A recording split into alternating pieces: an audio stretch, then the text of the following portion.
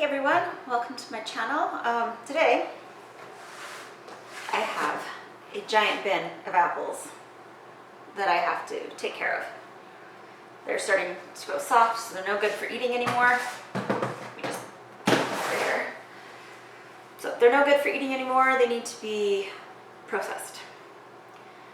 And so I'm going to do that. I've got all my stuff here. And I'm going to put them in this pot for applesauce. And whatever doesn't fit in the pot for applesauce is going to go in the dehydrator for apple chips. But I figured I'd run an experiment while I did this. I have a jar here for doing just that. I'm going to take the peels and the cores and put them in here. And I'm going to try to make apple cider vinegar. Now I have no idea how this is going to go. Probably very poorly because it's me. Also, to make apple cider vinegar, you have to make apple cider and then let it ferment past the alcohol stage. I am severely intolerant to alcohol, so I do not know if I will be able to handle the alcohol stage, or if it's going to make me sick. I'm going to have to check it. So that's something we'll find out. That's what that's for. I do have some apples that aren't looking great. They have spots on them. So after I wash everything, I'll cut off the spots, put them in my normal compost bin. And then the peels and the cores, the peels that don't have huge blemishes, will go in here. And hopefully I don't screw this up. It's time to wash the apples and get started.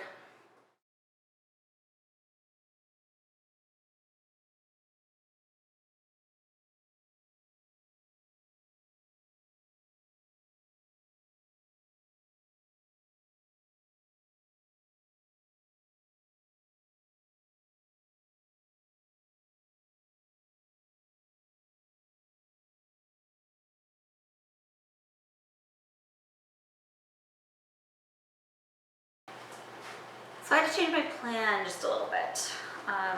Some of the apples were no good at all, so they went straight in the compost. So this is pretty much full now. I filled that whole pot, and it's on the stove, and it's boiling down. But the apples are way too soft to do anything except for applesauce with. So once that's boiled down a little further, I'll put the rest of this in there. And then this is what I have of the cores and peels from about half of the apples, because I have more apples than I need. And we'll try this experiment. Not sure how it'll go, but I'll go put this in that pot. I know nothing about apple cider vinegar. I know nothing about fermentation of any sort. This is my very first attempt at any of this stuff. No idea what's going on. I found so much conflicting stuff on the internet that it's not even funny.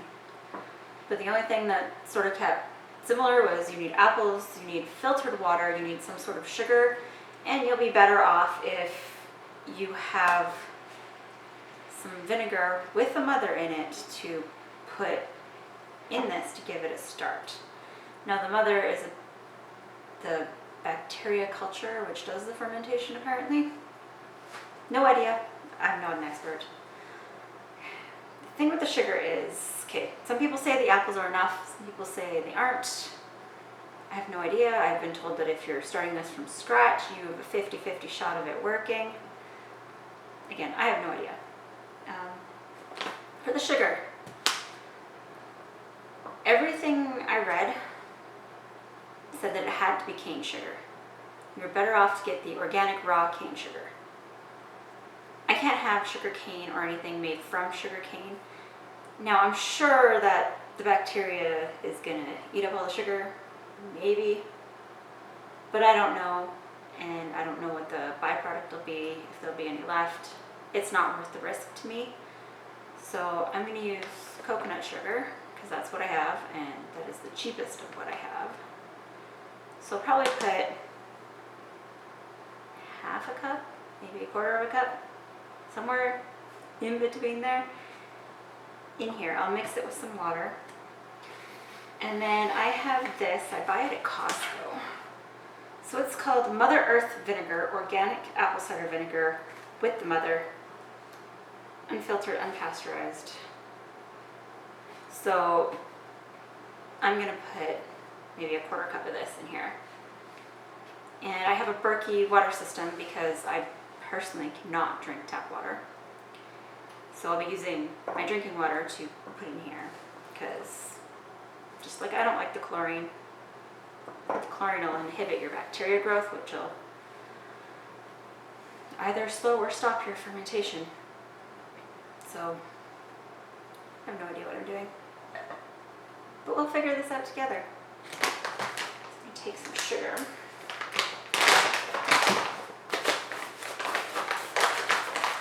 Break it up a little.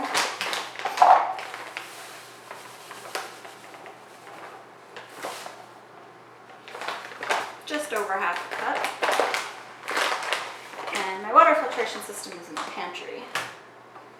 So I will fill this the rest of the way with that, and then I'll come back. Okay, this is a 2-cup measuring cup. And I fill it up to the 2 cups mark. Now you're supposed to stir until your sugar's dissolved, but I don't know if I got enough water for that. So just stir for a little while here.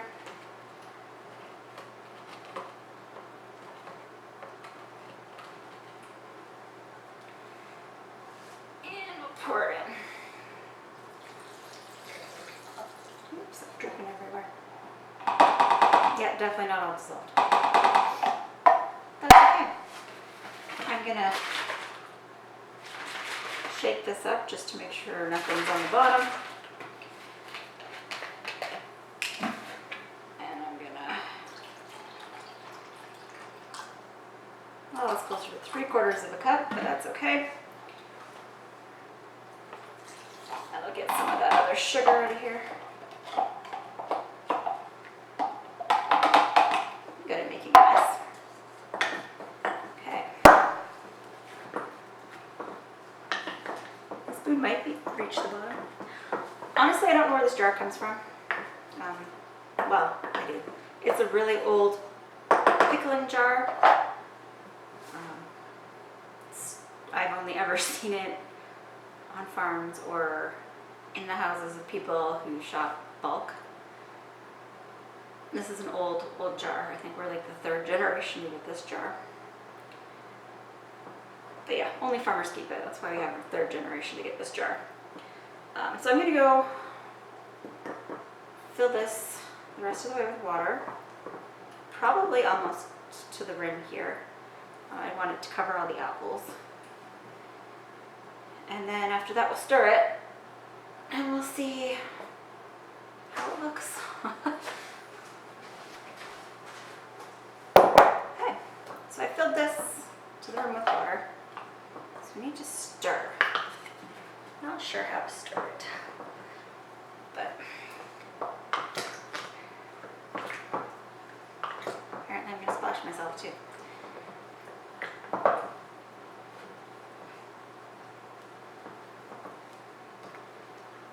People were saying like squish stuff, but my apples are so soft.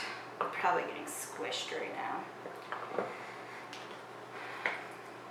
Okay, so I am going to try to do the stir method.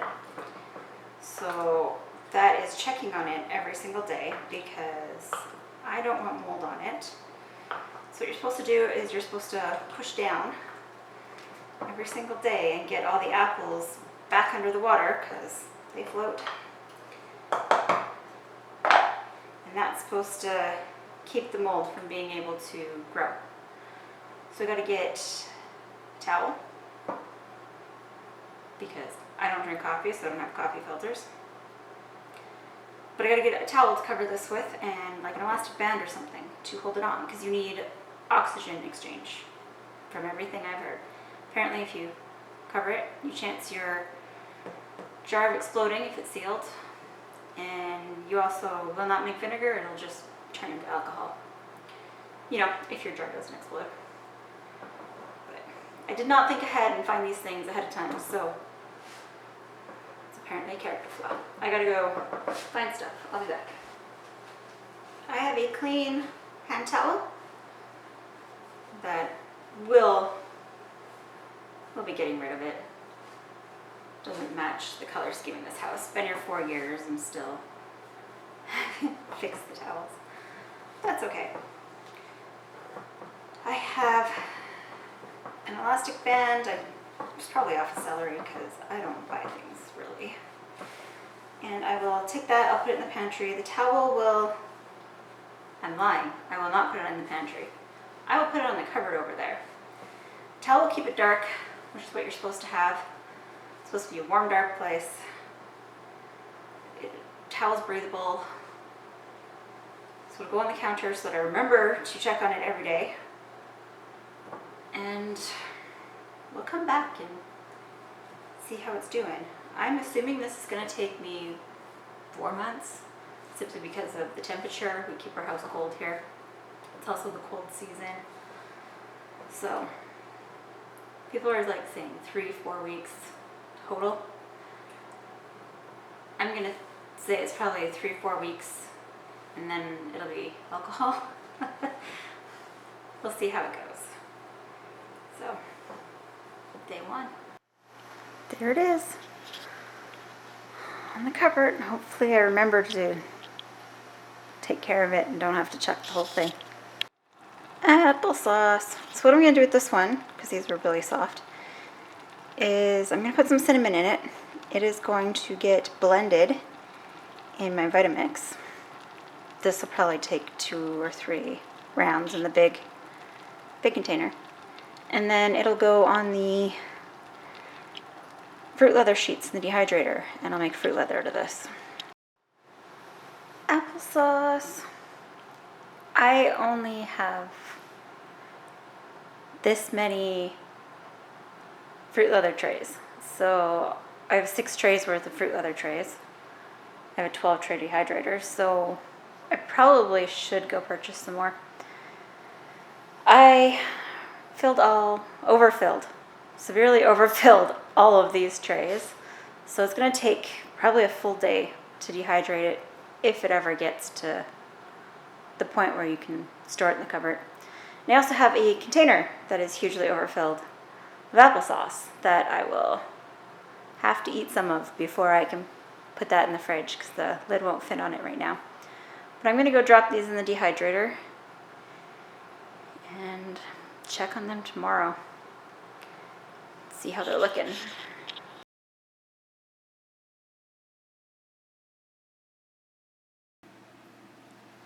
So the dehydrator's done. It's time to pull out our fruit leathers and package them up. So I got the fruit leathers, and to get them out of this, you just sort of spread it a little wider. And then you can take an end and start to roll it. This is a lot easier on a table. But you can start to roll it up and then store it in an airtight container. I generally put them in jars because I have a lot of jars. So depending on how tightly you roll them is how many you can fit in a jar. I usually can do 3 or 4. Hey, so it's been about a week now since I've started this. I've been checking on it every day.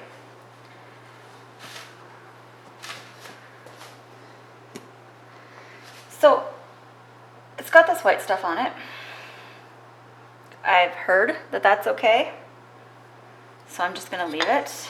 And I'm going to make sure to push the floating apples down. I was told white on top was okay, but if you get brown black or green to toss the whole thing. So, just gonna make sure all the apples at the top are pushed down. It started smelling like alcohol after 2 days, but it's not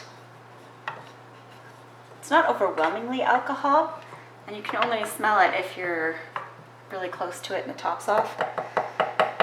So I'm hoping it doesn't get any worse and I can continue trying this apple cider vinegar experiment, which I have no idea what I'm doing. We'll cover that back up now that we've tucked everything in. Check on it again tomorrow and for the next however long this takes.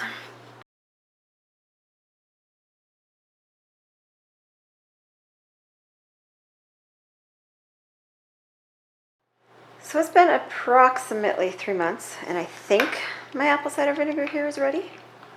I get hints of vinegar just walking past it, but it doesn't smell like the vinegar you get from the grocery store. So I bought a thing of test strips, pH test strips, and I'm going to test it out.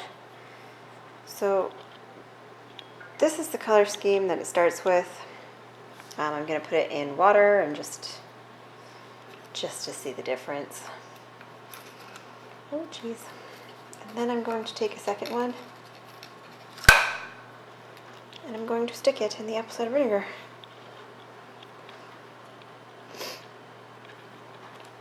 So, oops. Come on, flip back over. That's what the water looks like. And if I put the lid back on this,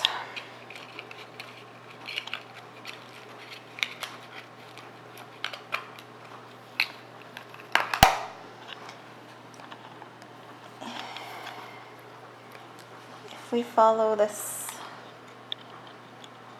thing here, my water is pretty neutral.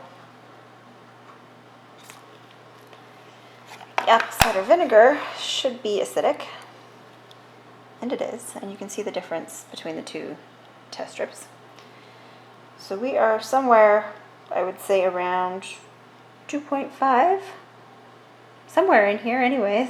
It's kind of brown. So I think we're good, because it's supposed to be somewhere between 2.5 and 3, and we're somewhere in this range.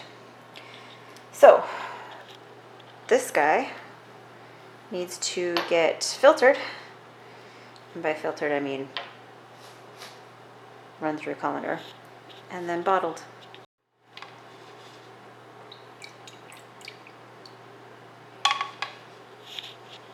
So I'm running everything through the slightly bigger silver colander into a bowl here. And I've already dumped out that bowl. As you can see, this is sort of overflowing, so it's taken me a few fills of the colander. That'll take a while to filter all the way through. But what I dumped out of here, I dumped through the smaller one into another bowl. As you can see, it caught some more of the sediment.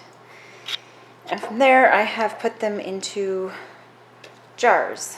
We buy canned peaches, I guess, for our dessert quite a bit. So we have lots of leftover jars. So this one's full. This one is mostly full. And I used a canning, oh geez, I don't remember the name. But I used a canning funnel. Ooh, there it is. So that I wouldn't splash around, because I'm notoriously bad for that. So I'll give this, I'll take care of it later. Probably a couple hours, although it probably doesn't need that long. And then I'll run what's collected in the bottom here through here, finish filling that jar, and possibly do another one. These jars, it's my first time ever trying this, so I'm not sure how I did, so I'm afraid to use it for food. So they're going to be used for cleaning my hair, that kind of stuff. But I would say this was a success. Just took some time.